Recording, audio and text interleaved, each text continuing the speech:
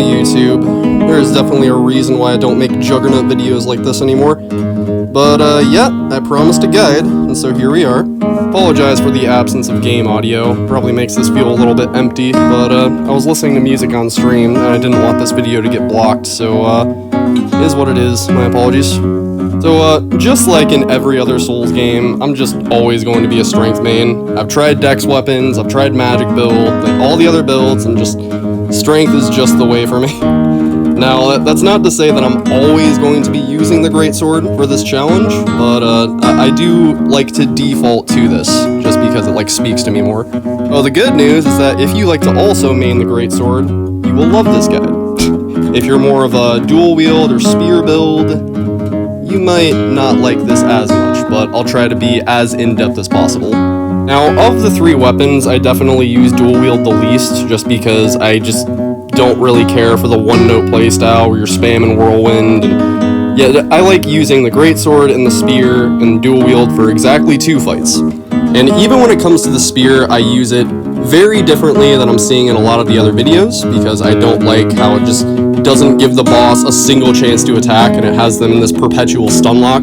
I think that's cheap to me, but you know, to each their own. And if you're the type of person that also finds that cheap, and you would rather like actually have to learn attacks and, you know, like use the spear in a more dynamic way, then I think you'll like the build that I have for the spear. So anyway, I'm sorry I was yapping over that entire fight. The greatsword build that I have going on right now.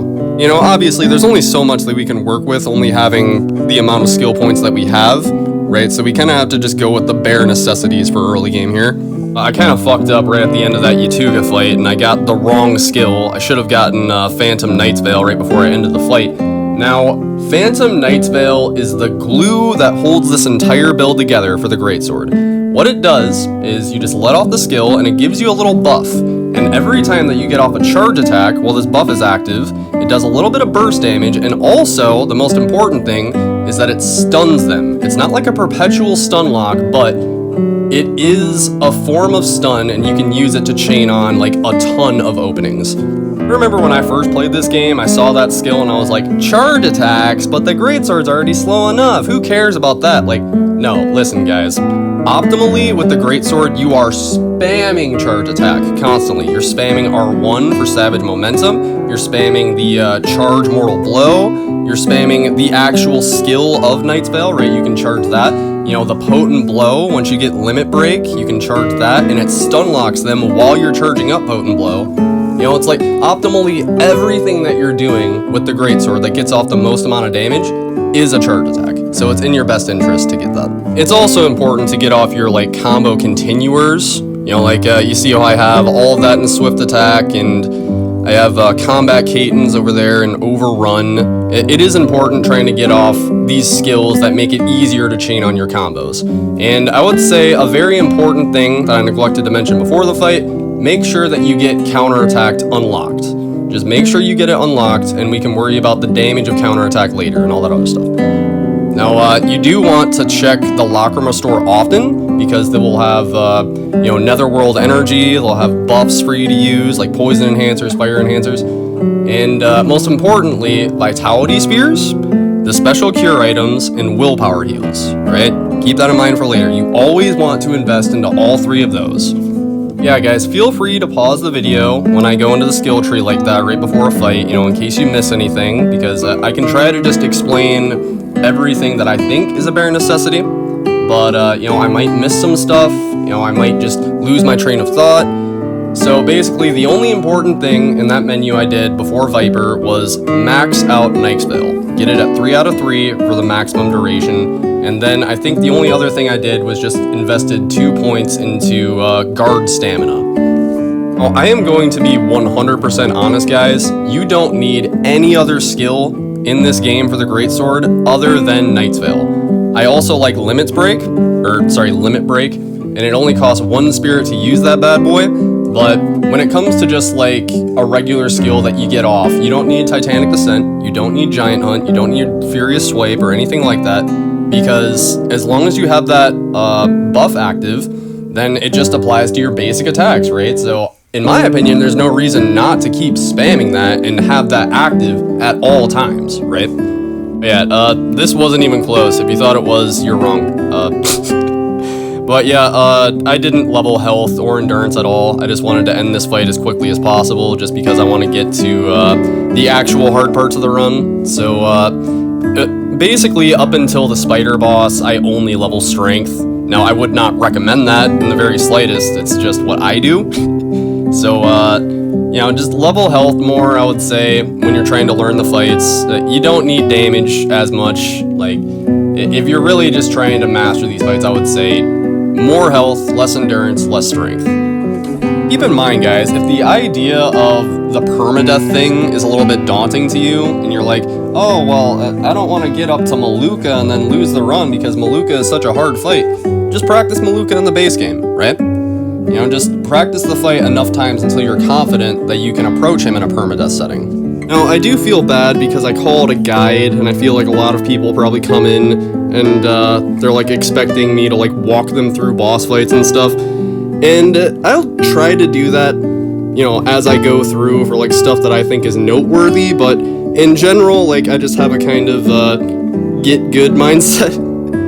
Like, I can explain to you the exact way that I handle the boss, but that exact approach might not work for you. You might prefer dodging rather than parrying. You might prefer parrying rather than dodging, you know? It's also different based on your build, right? Even when it comes to the Greatsword here, like, these past 4 fights, I'm just straight up going into nuke mode, you know, and it's like, if you have less damage, then these same exact strats won't just completely murder the boss the same way, right? My underlying point here is just like, if you keep dying to the boss, the issue is not your build, the issue is you need more practice, like, to put it bluntly. But with that being said, I'm going to speed that process up for you with Volbaino here.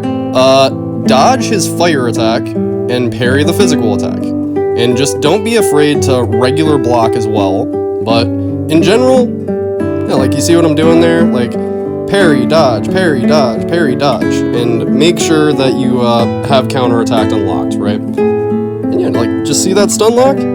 It's beautiful. R1 charge, I think it's called Savage Momentum, and Mortal Blow charge, that's R2, and you just go into another R2 with Limit Break there, and bada bang, bada boom. Beautiful combo.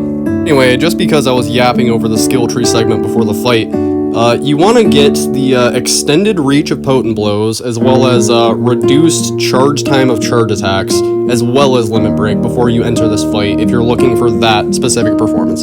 So now we're finally getting into the respec stuff where I want health. You know, I am no longer overconfident and I'm starting to take this run serious.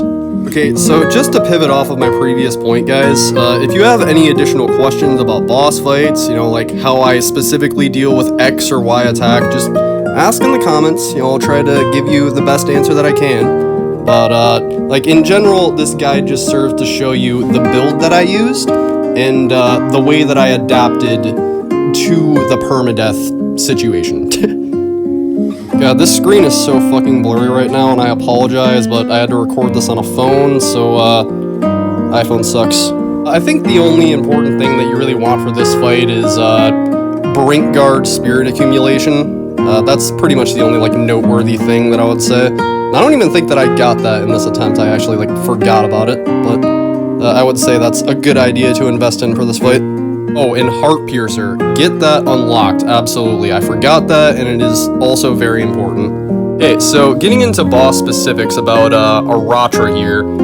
Do not target the boss's head. I found this out the hard way. And the reason being, when he does that one attack that you're supposed to counterattack, you want to just be targeting his tentacles at all times. There's no reason not to, because it does like the same damage, I think, and eventually if you do enough damage to the tentacles, then they break and it does a huge burst of damage. But the main reason why you want to always target the tentacles is that the counterattack will not work unless you're targeted to the tentacles. Once again, just your bread and butter of the Greatsword is Phantom Knight's Veil, charge R1, charge R2, go into Limit Break, and rinse and repeat. You know, you can't always do that. You know, you have to make sure that the boss is in that stun state, right? But, you know, you can use that against every single boss. The reason that I vastly prefer the Greatsword's combat loop, we'll call it, is primarily because of the way it interacts with parry combat, right? It gives you the most amount of spirit on a brink guard,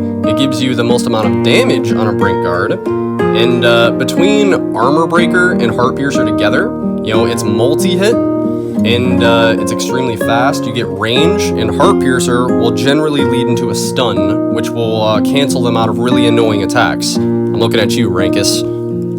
To mention, there's a skill that you can get a little bit later called Solid Stance, where it'll give you stamina recovery every time that you get off a Brink Guard, and I believe there's one for Brink Dodge as well, and you can enhance these effects with another skill later on. So just all around, you get the best support abilities with the Greatsword, I think. You know, guys, I just refuse to subscribe to this idea that there's one best weapon. Like, I think that's bullshit. Like, all 3 weapons are good for different fights. Like, dual wield is best for Shaktuka as well as Scalpel. The spear is best for humanoid enemies like Alina and Bolyrian. And the Greatsword is better for anything where you're just spamming parry constantly. Like, I think Maluka especially, he's just a lot worse with the other 2 builds. Well, that is why my biggest piece of advice when it comes to beating this challenge is just master all 3 weapons, get a good feel for how all 3 weapons are, and just find your favorite playstyle for them. Of course, I'm not gonna lie to you, there is an optimal way to use the weapon for every single fight, right? But, you know, optimal doesn't necessarily mean fun. You know, like I was talking about with the spear, I don't like using it at a quote-unquote optimal level. I'd rather give the boss a chance to attack and have to, like, use it in a more dynamic way. Okay, so anyway, in that skill tree menu, all I did was max out Brink Guard Stamina and Brink Guard Spirit, and then I also went into the Common Tree and then got Brink Guard Spirit from that branch, and that's all I got there. So when it comes to Rangkus, guys, he's probably the first, like, skill curve of the run, I would say. I guess you don't necessarily have to parry him. I just never tried to approach him without parries. You know, you could probably just, like, dodge around to his side and, you know, get off cheeky little openings that way. But, you know, he just attacks so much that I figure it's best to, you know, just get off a bunch of armor breaks and, Heart Piercers. Man, speaking of Heart Piercer, God, Past Crim, why are you so fucking stupid? Whatever. Hindsight's 20/20. Sometimes your past self is just a dumbass. Anyway, I'm just gonna tell you guys the same thing that I said with Volbaino. Like, if the parries are a little bit too much for you, like, that doesn't mean that you can't just do regular blocks for safety. You know, obviously, you don't want to just regular block every single thing that he does, but, you know, his little basic combo there, right there, feel free to just block that if you're not comfortable with parrying every single component. And eventually, if you do it enough times, like, you will learn the timing. It is inevitable. This might be a hot take, guys, but I actually think the best build in this game is not strength or proficiency or anything like that. It is endurance, right? Like, the more endurance that you have to just regularly block and not get punished for it, the better. Now, also keep in mind with that, guys, endurance is a double-edged sword, right? Like, if your stamina gets completely depleted, that little red bar comes up, right? And the more endurance you have, the longer that takes to get back to full and, you know, for you to be able to control your character again. But if you're smart about maintaining it, it is a great asset. But, if you get careless with it, then, less so. Also, Rangkus, that was a dick move using that attack right there. Fuck you, you asshole. When it comes to the flame status in this game, guys, for both this guy and Volbaino, these devs actually stole this mechanic from Liza P. And it's a great mechanic to steal, but whenever you get flame on you, you just, like, spam dodge, and you can shrug it off really quickly. So there's no need to waste a special cure just because of that. The reason why I think you want to get so many special cures is because of Plague when it comes to Shaktuka and Scalpel, but also Chaos, man. Like, Chaos gets really annoying toward the end of the game. Alina, Hismar, Reese, and Ozma, like, they'll just radiate Chaos shit, and you'll just, like, it'll just happen randomly. Especially for Hismar, man. He has so many attacks where it'll just, like, radiate BS hitbox, and it's like, okay, well, what am I supposed to do now? And that's the exact reason why you always have those in your back pocket. No, that's not to say that you need to buy them every single chapter, you just want to have a good amount of them. Like, I understand that they get probably really expensive after a while, but these devs give you so much Lacrima compared to the base game that even with buying them every single chapter, like I did in this run, you still have plenty enough Lacrima for levels. So anyway, what I did in that menu, guys, all I got was Heart Piercer finally. I got health recovery on a brutal attack, and just the damage of counterattack, and that's all. Yeah, I will highly recommend getting that health recovery on brutal attack thing, guys, especially if you get this helmet that compounds that. You know, it's 10%, I think on top of 10% from that skill in the menu. So, yeah, you can sustain very easily with that, even if you run completely out of heals, just if you're good enough to apply it. Another really strong piece of advice that I have, guys, is just don't waste your Lacrima on stupid stuff. You know, only use it on pieces of armor that you know are going to be beneficial for you. Otherwise, just invest into levels. I would say is my other best piece of advice here. Like, if you get to a certain boss that you know is going to be hard, then it's okay just getting something for defense, but just don't do that every single chapter, right? Like, just make sure that you have good enough defense to survive and, like, one of the previous bosses, and that once you have the defense, you're good. No, this mode is a lot different than base game, because in base game I would always prioritize defense over anything else, you know, just because I considered most of the effects mid. Whereas, like, in this, defense matters a lot less than the effects, right? The effects are what's going to keep you alive as opposed to the defense.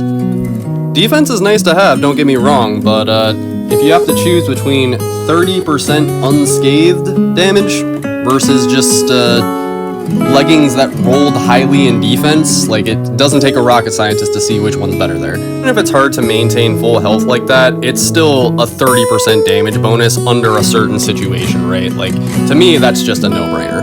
You know, there is so many broken ass effects in this game mode here. Like, there's 30% charge damage. Health recovery is easily the best thing that you could get in this game mode, but, you know, it's completely RNG whether or not you get it. Obviously, the brutal attack health recovery, as I mentioned, unscathed, as I mentioned, netherworld energy increase, you know, just more heals, range attack damage for Hismar, motherfucking, when you dodge, it gives you damage, it gives you stamina back, it fills your spirit up faster, and same thing with guarding, you know, like, no matter what, even with this RNG game mode, there is always something that you can cook with, and that's why this is just so fucking sick.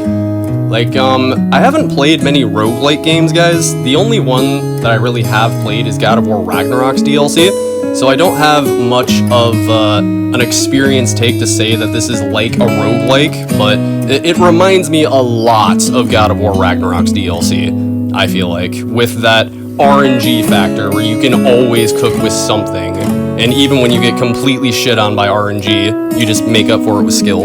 Okay, so about Maluka's regen, I still don't understand the way that it works, why it procs, and just why he uses that out of absolutely nowhere, but if you know down in the comments, please let me know. So I apologize that I can't help you there, but if he uses that, well, it's not the end of the world, it's just a minor annoyance. Anyway, back on the topic of effects real quick, there is one effect that I think is very, very important for Elamine coming up here, and that is guard penetration. I think it will always be on a helmet, so just try to keep your eyes peeled for that up until Elamine. Now, it's not essential, I think there's definitely a way around not having that, but it just makes the fight go much, much more smoothly. And yeah, Elamine is just a bad boss, so the faster you end that fight, the better. Okay, so the first instance of using the spear in the run, guys. So, yep, just as much proficiency as possible. We just want enough health to avoid one-shots and enough endurance to get off our combos. So, I do kind of a different type of spear build than I see in a lot of the other vids. It'd take me too long to just go through every single ability there, so I just slowed it down so you guys can take a mental note of everything that I did there. And, yeah, I'll just walk you through how I do this fight with the spear. Absolute most important part about the spear build here is getting shadow reversal, so that way you can get behind her and you're not dealing with her shield bullshit.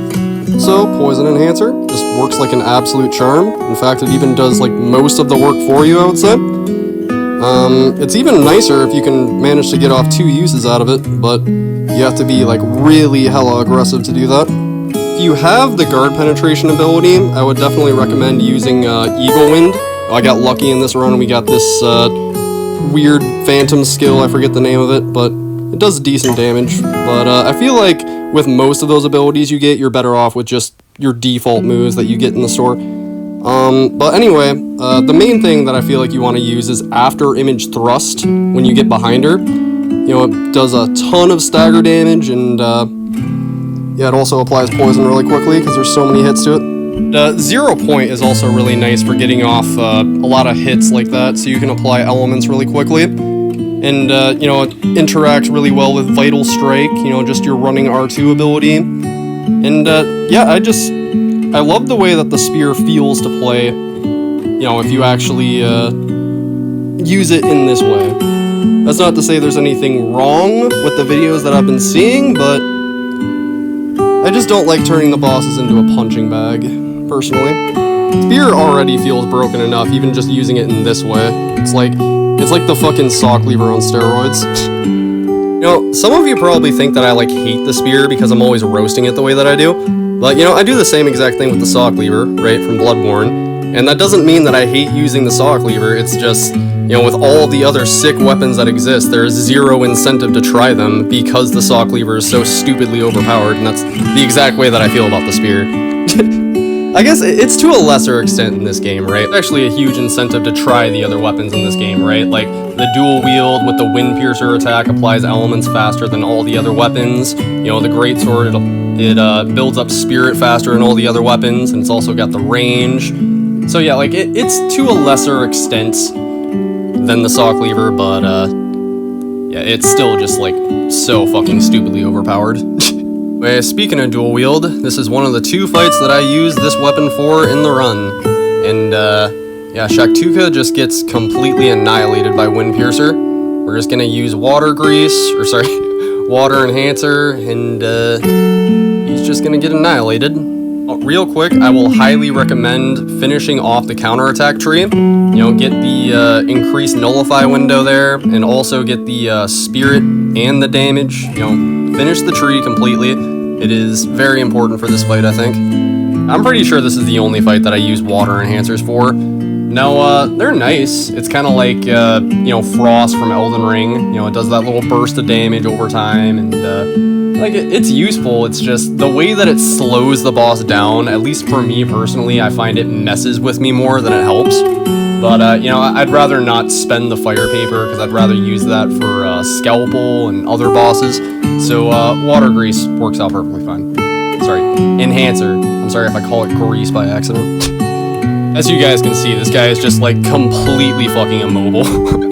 And, you know, like, you're definitely getting off a lot more openings, you know, with him being, like, rendered useless like that. But, you know, it also messes with the attack timings a lot, so it's a double-edged sword. Yeah, the stun lock potential with dual wield is definitely completely unrivaled, I feel like, for at least gigantic bosses like this. You know, you just Wind Piercer, spam Whirlwind, he does some kind of counterattack ability, Whirlwind again, Wind Piercer, rinse and repeat. It's fucking stupid. There's a reason I don't particularly like using this weapon. But, I guess it's fun. It's fun being overpowered. I think it just comes down to, like, it just feels boring to use, right? Like, I don't really mind using the spear and being just stupidly OP just because I know that you have to, like, you know, have a brain to make it extremely effective. Whereas dual wield, I don't know, it feels like more of a noob crutch to me. You know, maybe that is just a lack of creativity. You know, if you found an interesting way to use dual wield that doesn't just spam the same combo over and over and over again, let me know down in the comments. You know, send me some kind of video evidence if you have it. But, yeah, just speaking my mind. Like, the thing about being overpowered in video games for me, guys, it feels extremely dirty unless I have to work, like, pretty hard for it. That might be, like, a little bit of an elitist take for some of you, but if you don't have to work hard for it, I don't see the point. Like, I don't want to press the free win button, personally. there's a lot more things that go into being overpowered than just damage, right? It's like the frequency of damage. Anyway, Trokka. I don't think I really have anything to highlight for the skills that I got for the Greatsword. You know, it's just like the same stuff I was running for Maluka. Yeah, I actually would recommend not using Fire Paper for this, guys, just because you're already doing so much damage with the Greatsword that by the time she reaches 50%, she's gonna do her little one attack where she flies away and spams those little projectiles at you, and when she does that, she's gonna shrug off the fire anyway. Like, you see, she literally just got burned, and she's just immediately gonna shrug it off. It's a waste of a resource. So, yeah, that's my biggest piece of advice with this fight. Oh, I lied, guys. There actually is one skill that you want to get for this fight. Make sure that you just have the Javelin unlocked, you know, because she has this one attack where she spams like this rain, right, and she'll like go to the center of the arena, and the best way of dealing with that is just throw a Javelin at her. And, other than that, guys, I don't think I really have anything to say about Trokka. She's, in my opinion, one of the easier fights. I actually find dodging works better for this boss as opposed to parrying, because even when you parry her, she'll do that little debuff that reduces your stamina. So, yeah, that's no bueno. Oh, this is probably the part of the video where I would just think about something to yap about, but, yep, no idea. So, yeah. There's the rain attack. I'm so good at making guides. Like, I should make more of these, right? Dude, I used to make guides like this all the time for this other game I used to play, and you know, they would be like super in-depth like this, but I started realizing that I put in that much work, and when the video flops, it just feels fucking terrible, so I just reached a point where I'm only going to tell you guys exactly what you need to know. And to be honest, you guys would probably just appreciate that anyway. You know, I'm very scatterbrained in the way that I think. Anyway. Now we have just my absolute favorite boss with Bolyrian, and I'm totally not being sarcastic at all. She's just so fun to fight and, you know, so well designed and great. It's like every time I get to this point in the game, I just like start jumping up and down like a kid on Christmas morning. It's fucking wonderful. I love that she exists. Wait, it's pretty much just the same build we were running for Alina, just with a few more support abilities. Like, I think there's one that just accumulates more spirit when they're exhausted, and you guys can see on the screen. Anyway, we'll say she is significantly less annoying, A, with the spear, and B, with all of the levels that we get, you know, just from the ridiculous amount of Lacrima that the devs give you with this challenge. Yeah, you probably just want to get yourself as close to 50 proficiency as possible and just nuke. Straight up nuke, do not give her a chance to breathe, and that is my best advice for this piece of shit. I don't know why I keep trying to invest in the Javelin here. It's like, it's very clear that I just don't know what to do with my skill points, and I'm just like, alright, fine, I'll just get the Javelin out of the way, because I'll need it for Hismar anyway. But, yeah, there's plenty of other things that I could be getting, like Phantom Form, or just Phantom Form. The sooner that you get that, Charge skill with Phantom Form, the better, because you get off so much damage with that bad boy. And it's even better if you, get the duration on that, right? Because I think you can get up to, 4 uses of that little, katana swipe in Phantom Form. And, each one does, like, 15k plus, depending on your level of strength, or probably just damage in general. Just like with Alina, poison is your best friend. Personally, I think that dodging her works way, way better than trying to parry her. In fact, like, there's only one combo she does that I think's even worth parrying. So, yeah, just dodge spam the boss.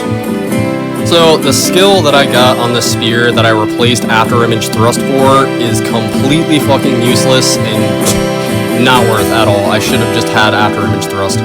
But, hindsight's 20/20. Sometimes you just gotta experiment with shit.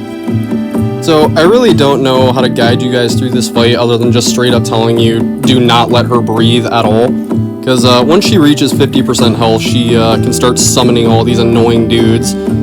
There's this one guy who looks like the final boss from Kingdom Hearts. You know, that, frickin' Ansem's Guardian or whatever his name is. She can summon dogs, which are the least annoying. You just use Eagle Wind and just dispatch them super easily. There's the dogs. She can also summon crossbow guys, and you just dispatch them the same way as the dogs. But, the really annoying one is when she tries to summon the Black Knife Assassin, and, I really don't even know how to guide you through that, because it feels like when she summons that guy, it's a reset for me.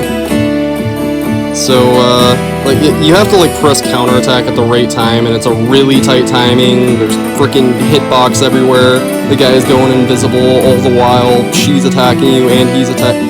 It's just so fucking horrible. So, really, I hate to say it, but this fight is straight up RNG, and if she gives you bad RNG, there's really only one spawn that I consider bad RNG that's you just can't do anything about. And maybe you can just tank it. You can tank through the Black Knife Assassin if you have enough health, but yeah, I just consider that a reset scenario. In any case, moving on.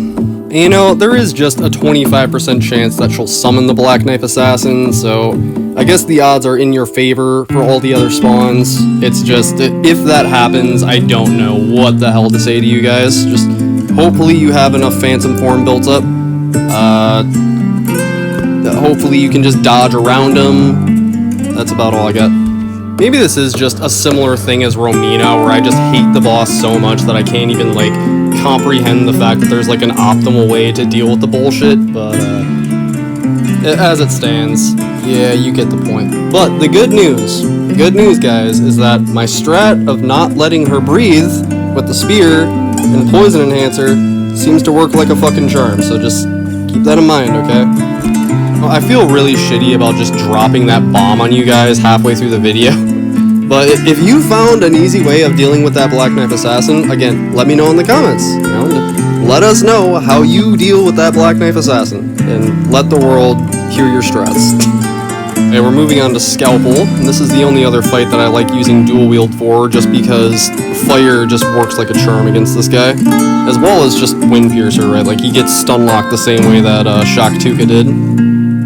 You really only want to use fire for phase 1 because you already have the DOT going on in phase 2, so I feel like it's not really worth it.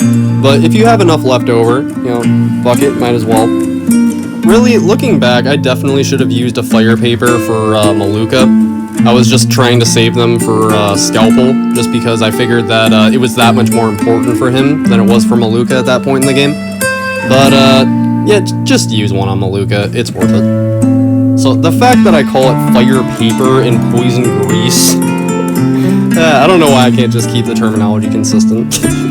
But yeah, guys, ideally this is going to be the first fight that you use your special cleanse items on. Now, I think on average I spend 3 or 4 of them per fight, maybe even 5. So that's why I say it's in your best interest to buy them every single chapter.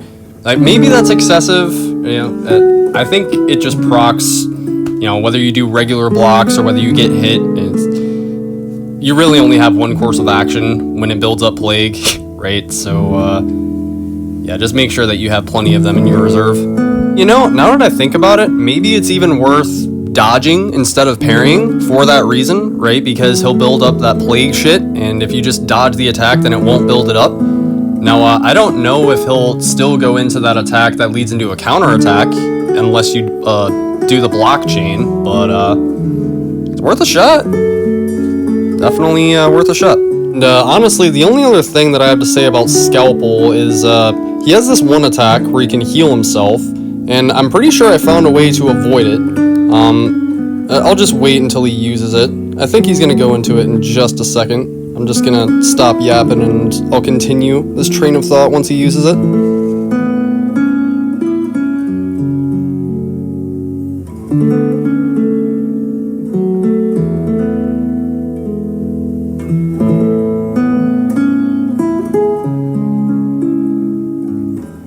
Okay, there it is. Alright, so, watch this. Run the fuck away.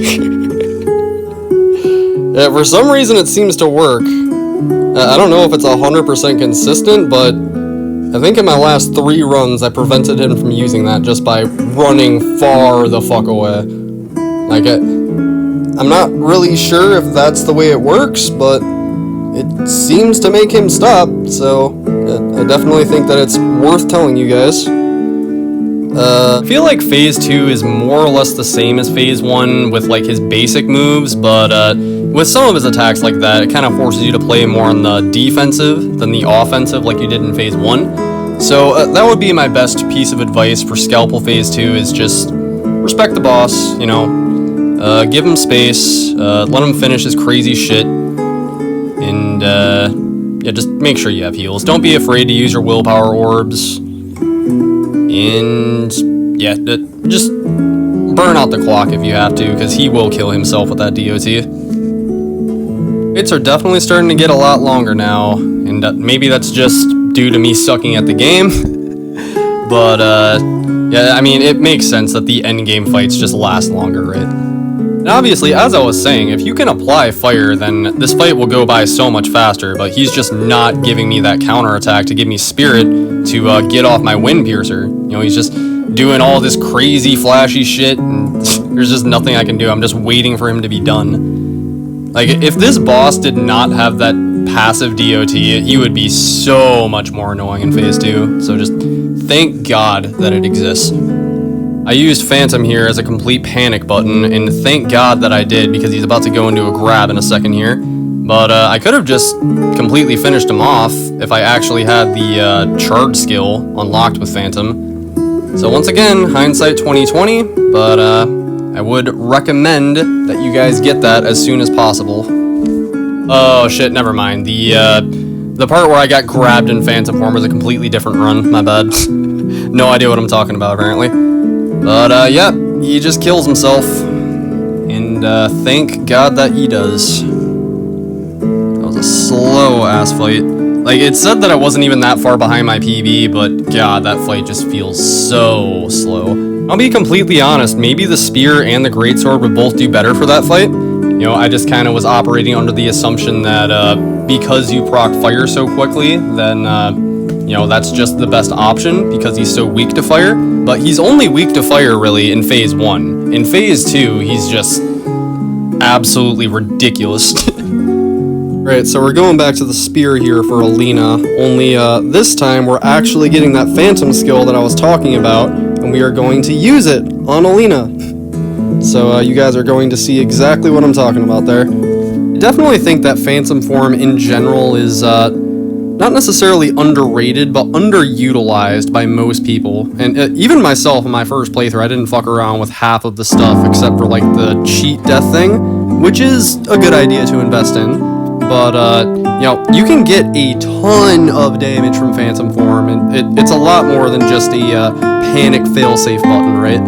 Also, I'm pretty sure that the charge attack on Phantom form has infinite range. Like, you can be on the other side of the arena and then just start charging it up, and it'll just teleport you right to her. They really wanted to make sure that you get value out of that bitch, which I really respect. And other than that, I don't think there's anything that I really need to tell you guys when it comes to the build. You know, like, by this point, you should just have so many skill points that you can mess around with anything, and just as long as you're spending them on stuff wisely, then just feel free to get whatever you want. But for me personally, at this point, I just don't know what else you would invest in other than Phantom form, so yeah, it's a no-brainer. Just do it.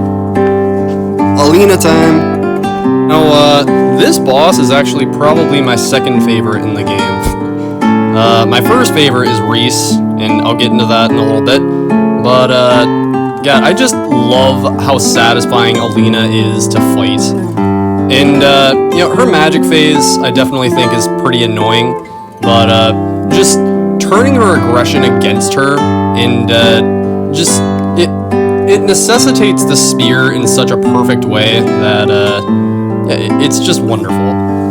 You know, it's like, I've been roasting the spear this entire video, right, guys? And like I was saying, you guys probably think that I hate the spear or something, but no, it's just, I don't like feeling overpowered without feeling like it's earned, right? And so with a fight like this, it necessitates that overpoweredness. It makes it feel like I have to earn the victory. Excuse me, my voice is fucking cracking. Fuck doing a second take. Second takes are for bitches. Yeah, my issue with this fight casually, you know, because I was always using the greatsword for every single fight, was just, you have to just tag her and run away, and tag her and run away, and then tag her and run away. And it gets just so redundant and boring, and I just thought that it was a bad fight, personally. At least when it came to magic phase. I liked her physical phase a lot, but I thought that her magic phase kind of ruined it. But, you know, approaching this fight for challenge runs, I realize, like, you really want to use the spear, right? And this fight really shines for the spear.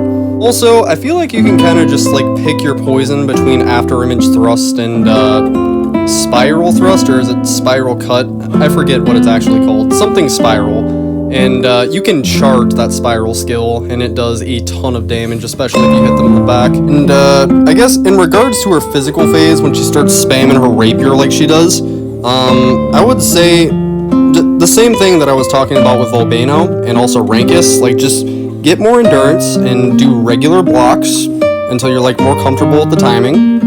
And I think with Alina especially, like, you're not meant to be able to punish every single attack. So, yeah, just, like, regular block a lot of the attacks and just parry the first initial attack would be my best advice there. Okay, so now we got Dollar Store Hismar. Now, I could get into how I think it's stupid as fuck that everybody's all up in arms about Hismar, but Bolyrian nobody talks about. Well, that's neither here nor there. We like using the Greatsword for Hismar, I feel like, because we're just parrying him constantly. We want to get off as much spirit as possible to spam Javelin. And, yeah, just like we've been doing the entire run, we get off Knight's Veil, so we can get off our charge attacks, and that gets off a huge burst of damage. And, you know, damage openings are very infrequent on this fight, so, yeah, the little bit of burst damage from Knight's Veil actually makes all the difference here. Alright, so hopefully by this point you found range attack increase, and, you know, Javelin, it's not going to do all of the damage in this fight. It's just nice little cheeky openings here and there when you're just having to stay away from him because there's just hitbox and you're just waiting for him to pull his head out of the ground. So, yeah, the Javelin is just nice, but it is not carrying the damage. Well, I believe that from this point onwards, we're not doing any more respecking. We're just committing to the Greatsword until Ozma is dead. And, yeah, we're just sticking with the homeboy. Now, I got some, few words for this piece of shit. He fucking killed my level 1 run just because he was so ridiculously unfun. But, you have actual health to survive, and one regular block doesn't completely deplete your stamina. He's, not as terrible of a boss, but, the bar's kinda on the floor there. He's easily the worst dragon boss I have ever fought in any Souls game ever. And I don't even think that's a hot take. Like, bro, if Gaping Dragon from Dark Souls 1 is a D tier boss, this guy is beyond F tier. Beyond fucking F tier. It's like, how the fuck did he get greenlit tier? Did the devs even test this boss tier? So, I mean, I guess my best piece of advice here is just try to, like, stay in front of his head in, like, the sweet spot where it counts as a parry, but you can still get off, like, your charge R1s and Mortal Blow. And yeah, just try to build up spirit through the parries. There is a sweet spot, as you can see, and then it's just a normal, like, learn how the combo works. And then when it comes to that, don't even try to get in close and punish that. Run the fuck away, pull out your Javelin. I just wanted to get off my skill there rather than wasting the spirit on Javelin.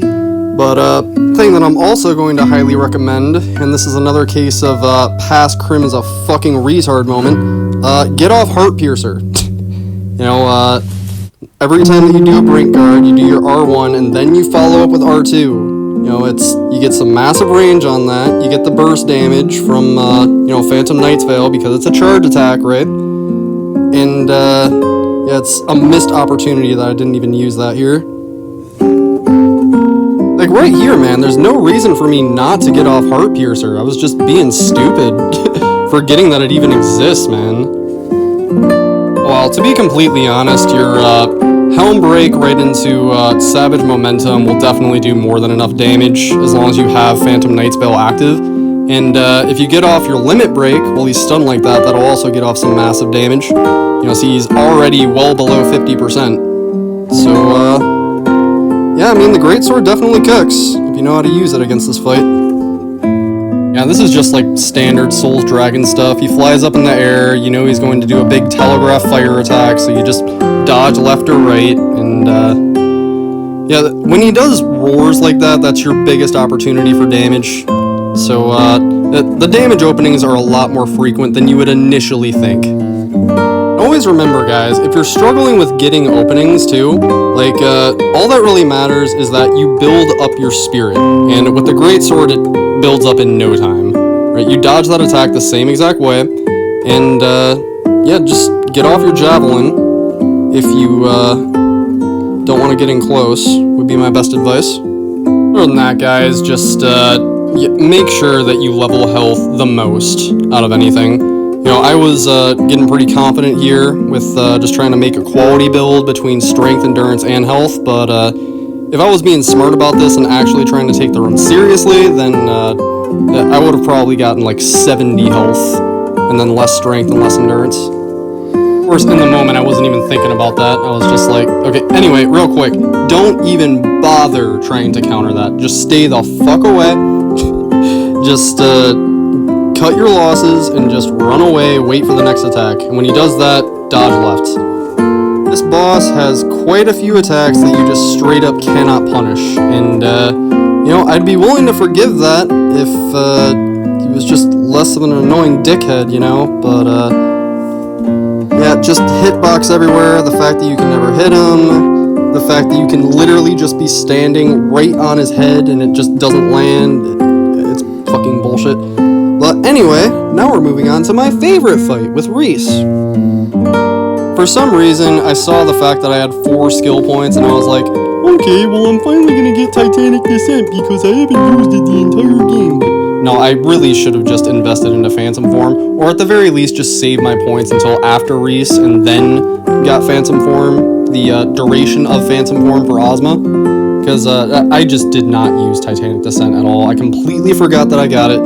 And, like I said at the very beginning of this video, guys, the only skill that you need is Phantom Knight's Veil and, Limit Break. So yeah, I guess Past Crim is just, looking through the build, trying to see if there's anything I can optimize. Sorry guys, I was, streaming this run to YouTube, and, I must have been yapping about something, I don't know.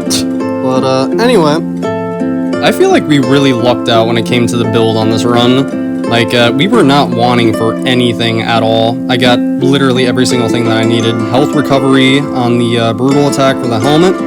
We got health recovery on the gloves.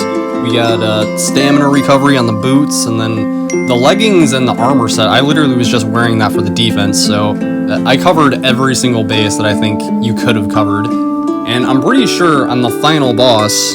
Actually, for Reese, I got 30% mortal blow increase, and for Ozma I got 20% heart piercer increase.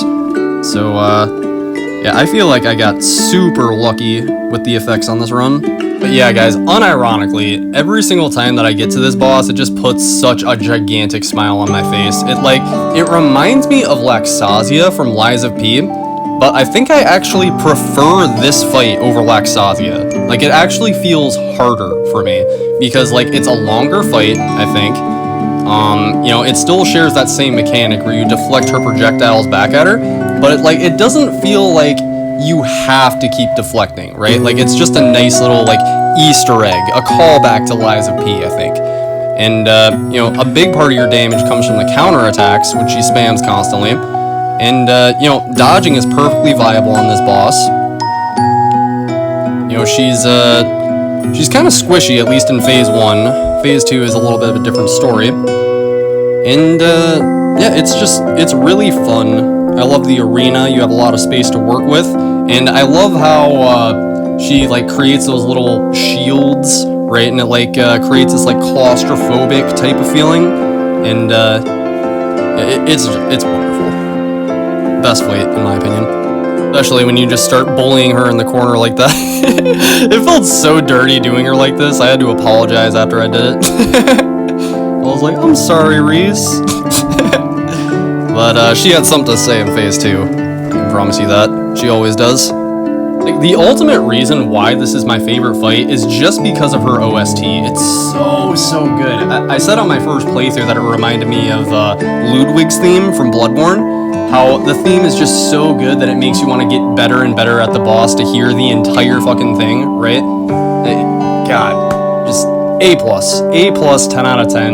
I can't sing any more praise about this boss. Anyway, I'm sorry, I said this was a guide video, not a Reese video. Obviously you guys kind of already got the gist of how I approach this fight, right, with just deflecting her projectiles back at her and waiting for counterattack windows. But in Phase 2 especially, I think it gets really tricky with timing these parries, with her just spamming those combos, like, really weird timing. She's got insane range to them. You know, she'll just, like, go to the entire freaking other side of the arena if you try to space it out. You know, it's, and you can't just regularly block it too, because it'll just completely deplete your stamina, and it gets even more insane when she gets to 50%. Getting off stun openings, you know, so you can get off your charge attacks is, really difficult too, without you nailing those parry combos. So, you know, like, the fight really forces you to have to master it, which I love. Alright, so at this point, she is in Phase 2 of her Phase 2, and I'll be completely honest, guys, you want to dodge this attack. You don't want to try to parry it, because, like, if you fuck that up, she will delete your health so quickly, it will end a run faster than you can blink. So, yeah, parry, do not dodge. Don't be a dumbass like me. Fuck my goddamn brain. What I meant to say was dodge, do not parry. Jesus Christ. Also, she will troll you with this counterattack in this phase. Like, I think it's distance-based, so if you're far enough away, then, basically, if, it doesn't reach you, then, you have to roll it instead of trying to counterattack it. But, you know, if you're close enough, then you can still go for the counter. Yeah, guys, just, whenever she's open for a brutal attack, do Savage Momentum, into Moral Draw, into Limit Break, just like always, you know, because you get so few stun openings that, you gotta get off Limit Break at some point, and that is your best opportunity to. You know, obviously it's ideal if you can get behind her, but just take what you can get, basically. Like, as bad as it feels, guys, if it comes down to getting off your Limit Break versus getting off the brutal attack, trust me, the Limit Break will do more damage. Like, just, if you have to choose one or the other, Limit Break every single time. And, yeah, we're finally using this, fabled charge attack with Phantom Form I've been referencing this entire playthrough. And, we can only get off 2 uses of it with, just its default state. But, if we got the duration of it, then, you can definitely get off 3 and possibly 4. And you guys saw that damage, like, you can just nuke if you do that shit. Okay, guys, there's only one more fight. We gotta lock in. I don't even remember what I got here for the skills. Apparently, I just kept Javelin instead of investing into Phantom. Okay, Pass Grim. Yeah, you're truly just an Einstein sometimes, dude. Alright, anyway, let's fuck this nerd up. Heart Piercer. We're just getting some updated rings just for the best stats possible. And we're getting right into it. If you've been diligent about buying all of the willpower orbs this entire playthrough, then you should have 15 for Ozma, guys. Now, that's not to say that you should save all 15 just for the final boss, but for me personally, like, that's just the way that I like to play games, right? Like, I just hoard elixirs and shit until the very final boss, because I just feel like I have to save it for the absolute perfect opportunity. And to be fair, in this run, there was only one time where I actually ran completely out of heals, and that was during the Maluka fight. So, yeah, I just didn't need to use willpower orbs. So, yeah, use them if you need to, but otherwise, yeah, this is going to be the longest fight, this is going to be the hardest fight, and I recommended that you guys get them for a reason. As for tips on Ozma, man, where the fuck do I even begin, bro? Like, this guy, he's got like 10 trillion attacks. I mean, I guess the same thing as Scalpel, right? Like, just respect the boss, keep your distance, do not let him get in the corner, like where he's at right now. That is a very bad spot for him to be. Yeah, just parry his little, javelins that he does. I find that to be the best opener. When he does that, just block it. There's no need to parry it or dodge it, just straight up block it. You can dodge that, you can regular block it, or you can try to parry it. If you get off a Heart Piercer, that'll stun him. I definitely recommend getting off Heart Piercer a lot. And, yeah, just practice the fight if you need to before you get into this run, just like I was talking about earlier. You know, practice the fight until you're comfortable doing it in a permadeath setting. Now, keep in mind, guys, you are way over-leveled than you would be in the base game, right? So, you know, you're doing way more damage than you otherwise would. They really wanted to compensate for you not playing the rest of the game, and it really feels like a lot more God mode than the base game does. The type of person that likes using Reflection, feel free to use Reflect for this boss, because again, there wasn't really much that I could invest in the skill tree at the end there. So, yeah, just approach the boss in whatever way that you find works for you best. And if you like the spear the best for this, as opposed to the Greatsword, go for it. If for some reason you like the dual wield best, you know, and just spamming Ruthless, go for it. But, you know, for me personally, like, again, just because we're parrying him constantly, you get off Armor Breaker and Heart Piercer with Phantom Knight's Veil, and he just gets murdered. It's fucking beautiful.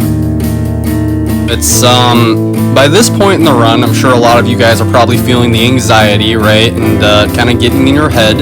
Like, I know that feeling all too well, and my best piece of advice for that is just try to, like, step outside of that and just look at Ozma as you normally would, right? Like, just fighting him as the final boss. Don't even look at it as a permadeath game mode, and just look at it as, like, okay, I've done this fight a bajillion times, we just have to do it one more time with 15 willpower orbs, you know, all of these chaos heals, and, yeah, a way more overpowered build than normal.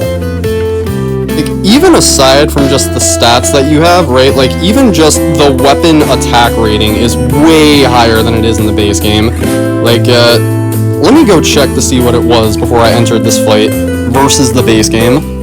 Okay, guys, apparently I don't know what the fuck I'm talking about, because the Greatsword here rolled 495, whereas the Greatsword I was using against my first playthrough Ozma was 555. So, I mean, I guess, really, this game, when it comes to damage, you get off more damage the better that you get at the combat, right? The more comfortable you get at fighting bosses, just the more familiar that you get at using the weapon, etc., etc. Honestly, I think that's a really sick and unique approach to just damage against fights, right? Like, I actually, now that I think about that, I prefer it over the, like, smithing stone system and the traditional upgrade system of souls, because there is more you can do with this, and it feels better when you get off that good damage in this game, I think.